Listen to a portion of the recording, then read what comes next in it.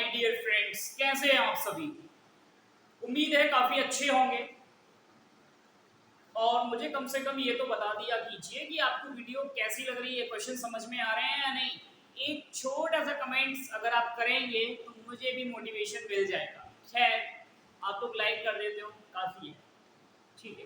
तो कल तक जो हमने क्वेश्चन देखे थे, लगभग हम 8 क्वेश्चंस कल देख चुके हैं, ठीक है। आप भी देख रहे हैं कि हम उसी से रिलेट करते हुए ही सीख रहे हैं। अभी तो देखते जाइए कि हम बड़े से बड़े क्वेश्चन को कैसे शॉर्ट में खत्म करना सीखते हैं। तो मैं क्वेश्चन नंबर 9 आपकी बोर्ड पे लिख रहा हूं, जरा फटाफट से देखिएगा। क्वेश्चन नंबर 9 आपका ये रहा। तो क्या कह रहा है question number 9? A is 75% less than B and C is 75% of the difference between A and B। कल तक जो हमने क्वेश्चन देखे थे A और B के सम से रिलेट कर रहा था। आज क्या हुआ? A और B के डिफरेंस से रिलेट कर रहा है। कोई दिक्कत नहीं, हम तो कॉन्सेप्ट सीख चुके हैं, ठीक है। तो जरा रिलेट करना फटाफट से स्टार्ट करते हैं। पहले ए और बी को रिलेट करते हैं। देखिए यहाँ पे ये ध्यान रखना 75% लेस देन बोल रहा है, बट यहाँ पे 75% बोल रहा है। यहाँ लेस देन बनाना दिखाना नहीं बोल रहा। तो 75% की फ्रैक्शन वैल्यू निकालो। 25 75 और 25 चौका 100। उसने यहाँ पे तो बोला लेस देन। जब हमने ए और बी को रिलेट किया तो उसने क्या बोला? ए 75% कम है बी से। बी से रिलेट किया तो भाई बी हो गया ये। ए के लिए क्या बोला? अगर बी 4 है तो ए क्या है? उससे 3 कम होकर के कितना होगा भाई? 1। आगे ना, अब आगे जो हमें रिलेट करना है वो ए और बी के डिफरेंस। तो पहले ए माइनस बी बनाओ। ए माइनस बी कितना होगा? 4 में से 1 गया 3। अब क्या करना है? उसने ये बोला कि जो C है ना वो A और B के डिफरेंस का 75% है।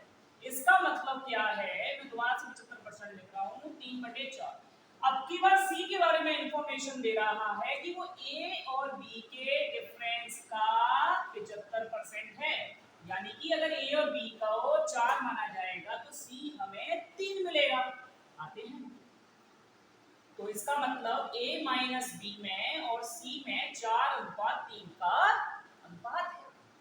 अब बनाना शुरू करते हैं। हमने क्या सीखा था? जिसको अपने राइट में, जिसको अपने लेफ्ट में जो जगह खाली दिखाई देगी वो सिर्फ होता जाएगा। 3 को अपने राइट में खाली जगह दिखाई दी, 3 इधर। 4 को ये जगह खाली दिखाई दी, 4 इधर। 4 को यहां भी जगह खाली दिखाई दी, वहां भी आ गया, ठीक है। इसका आपस में मल्टीप्लाई करिए। 3 का गुणा 3 से होगा तो 9, 4 का गुणा 3 से होगा 12, 4 का गुणा 4 से होगा 16, 4 का गुणा 1 से होगा 4। ये बन गए इनके बीच में परफेक्ट रेशियो।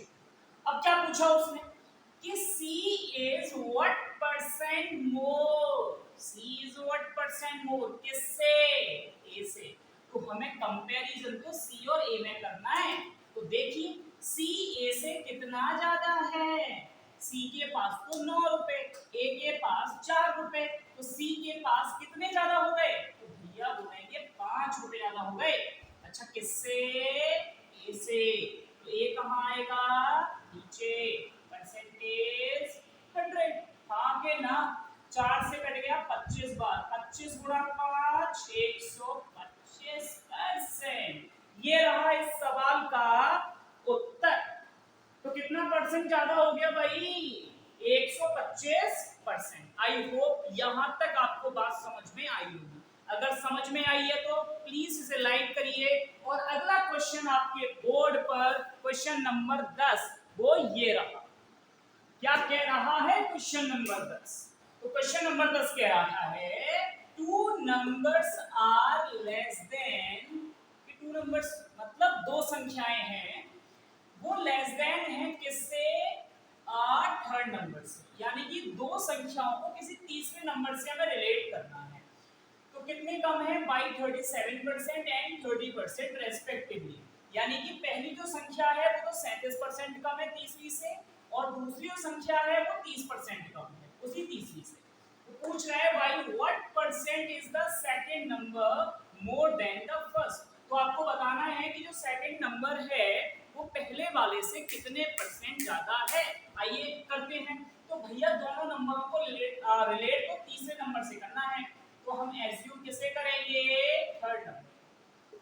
अब हमने एज इट इज ऐसे ही एज्यूम कर लिया कि भाई थर्ड नंबर ना 100 है, क्या दिक्कत है, 37% और 30% की तो कितना वक्त लगेगा बनाने में, ठीक है। तो एक तरफ फर्स्ट नंबर एक तरफ सेकंड नंबर। फर्स्ट नंबर के लिए क्या है, कितनी कम है, 37। अगर ये 100 है तो 100 का 37% 37 होता है, तो इससे 37 कम होकर के ये 63 हो जाएगी क्या, अरे बोल भी दो, हाँ भाई ये 100 है, इससे 37%, इसको 37% कम करोगे तो ये 63 रह जाएगी, 100 माइनस 37 63। और ये वाली कितनी कम है, 30 कम, तो 100 में से 30 जाएंगे तो कितनी रह जाएगी, 70।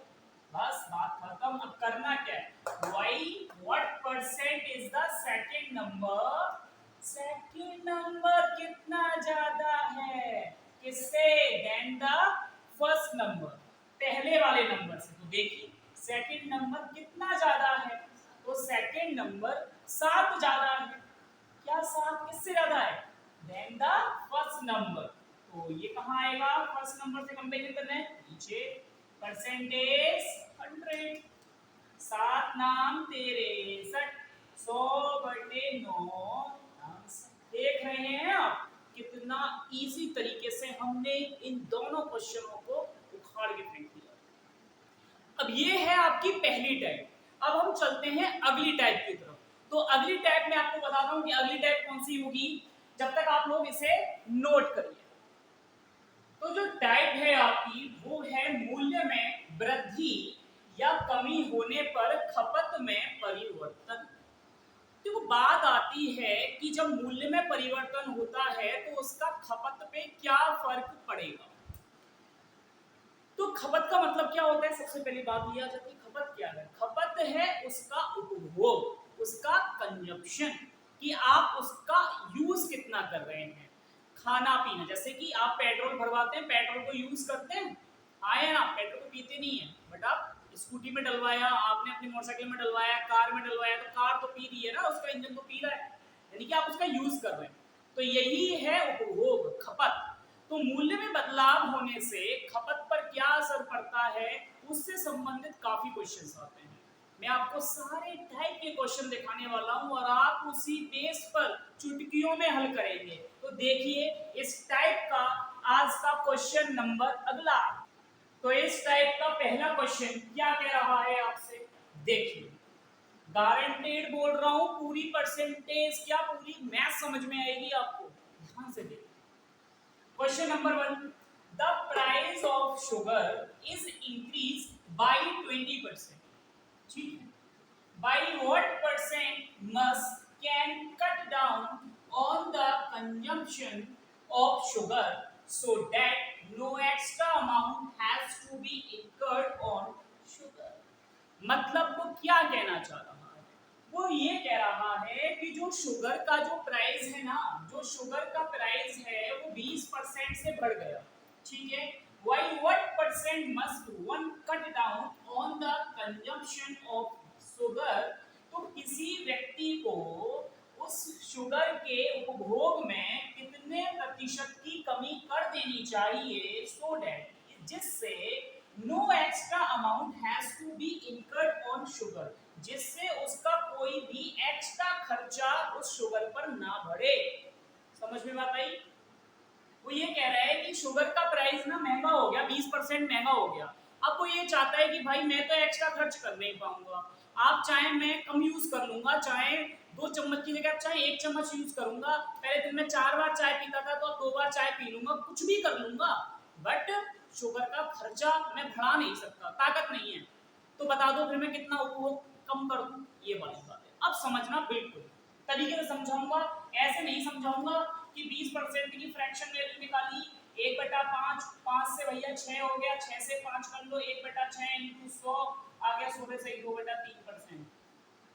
क्या लॉजिक है, पहले वो समझेंगे, ये तो हम कर ही लेंगे, क्या है इसमें, हर कोई सिखाता है, घटाता है, मैं आपको सिखाता हूं ना। आइए देखो, मान लो कि पहले आप 100 रुपए खर्च करते थे, ठीक है, मान लो कि पहले आप 100 रुपए खर्च करते थे, मानने में क्या जाना है, मानने में तो आप बहुत कुछ मान लेते थे। अभी मान लो कि मान लिया कि भाई पहले आप शुगर पे 100 रुपए खर्च करते थे और समथिंग कुछ भी चीनी आती थी, आप 1 किलो चीनी लेके आते थे, ठीक है। अब गए आप मार्केट, मार्केट में बोला कि भैया आप मुझे 1 किलो चीनी दे दो, आप तो 100 रुपए का हिसाब लगा के चल रहे थे, बट उसने क्या बोला, अब चीनी 20% महंगी है। महंगी है का मतलब जो चीनी आपको 100 रुपए में मिल रही थी ना, आपको चीनी 100 रुपए में नहीं मिलेगी, अब आपको उसके लिए 120 रुपया देना पड़ेगा। अरे हाँ या ना भाई, 100 रुपए प्राइस था, 20% दाम घट गया चीनी में, तो क्या होगा, जितनी चीनी आप पहले 100 रुपए की दे रहे थे, अब उतनी ही चीनी आपको 20% ज्यादा देनी पड़ेगी, भाई पैसा 120 रुपया देना पड़ेगा। आपने अपनी जेब को देखा, भाई जेब में तो 100 रुपए ही है, आपने बोला ना ना ना ना ना भाई मेरे पास तो है नहीं, मैं तो नहीं दे पाऊंगा। तो उसने बोला नहीं दे पाओगे तो भाई साहब सामान तो पूरा मिलेगा नहीं, कमती कर दिया जाएगा। ठीक है, तो बताइए आप कितने दे पाएंगे। तो उसने क्या बोला, मैं अपना खर्चा नहीं बढ़ाना चाहता, कह रहे हैं ना no extra amount has to be incurred on sugar, कोई भी एक्स्ट्रा खर्चा ना हो उसका। तो इसका मतलब वो जितने पहले खर्च करता था अभी भी उतने ही खर्च करना चाहता है, यानी कि वो 100 रुपए के 100 रुपए ही खर्च करना चाहता है, वो नहीं बढ़ाना चाहता अपना खर्चा। मिलेगा सामान 120 रुपए में उतना ही, बट वो क्या कह रहा है, भाई साहब मेरे पास 100 रुपए में जितना आए उतना दे दो, जो कटे वो काट दो।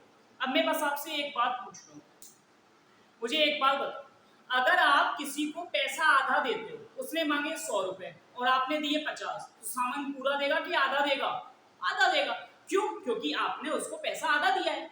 उसने मांगे 100, आपने दिए 200, अब सामान डबल देगा कि नहीं देगा? बिल्कुल देगा भाई। उसने मांगे 100, आपने दिए उसका 1/4 यानी कि 25 रुपए दिए, अब आपके सामान को भी वो 1/4 करेगा कि नहीं करेगा? भाई 100 रुपए में 4 साबुन आ रहे थे, अब आपने किया भाई 25 रुपए है मेरे पास, तो क्या कहेगा भाई 25 रुपए का एक है, तो सामान भी 1/4 हो गया। तो एक बात को समझ लो कि जिस रेशियो में आप पैसे को गिराते हो, उसी रेशियो में आपको मिलने वाला सामान भी गिर जाता है। भाई जब सामान 120 रुपए का है, आप 100 रुपए दे रहे हो, तो जिस रेशियो में आप पैसा कमती दे रहे हो, उसी रेशियो में आपको सामान भी कमती मिलेगा, हाँ कि ना। तो बस आ जाइए, देने कितने थे 120, दे कितने रहे हो 100, जिस अनुपात में आप पैसा दे रहे हो उसी अनुपात में आपकी खपत डाउन हो जाएगी। तो बताइए आप कितने रुपए कम दे रहे हो भैया, 20 रुपए, देने तो 120 है, आप दे रहे हो 100, 20 रुपए कम दे रहे हो, कहां से, 130 से। और परसेंटेज तो 100 पे डिपेंड करती है, जितना परसेंट पैसा कम उतना परसेंट सामान कम, जितना परसेंट पैसा ज्यादा उतना परसेंट सामान ज्यादा। तो आपने पैसा कितना कम भी दिया, 20 से ये 6 बार, 2 से ये 3 बार, 2 से ये 50 बार, 50/3%। 50/3% की फ्रैक्शन वैल्यू क्या होती है, 16 सही 2/3%। आ गया आंसर। आई होप ये चीज आपको समझ में आई हो। तो डायरेक्टली हमें करना है, बस समझते हुए चलिए। अभी तो इसके बेस पे बहुत सारे क्वेश्चन हैं जो सीजीएल में आए हुए हैं, सारे पैटर्न के इसी पे सॉल्व करके दिखाऊंगा आपको। तो आई होप ये पहला क्वेश्चन है इसका, और उम्मीद है कि मुझे आपको समझ में आया होगा अच्छे से। अगर समझ में आया तो वीडियो को प्लीज लाइक करिए एंड इस वीडियो को ज्यादा से ज्यादा शेयर करिए और अपना प्यार इस चैनल को दीजिए। आज के लिए बस इतना ही, फिर मिलते हैं आपसे अगली क्लास में।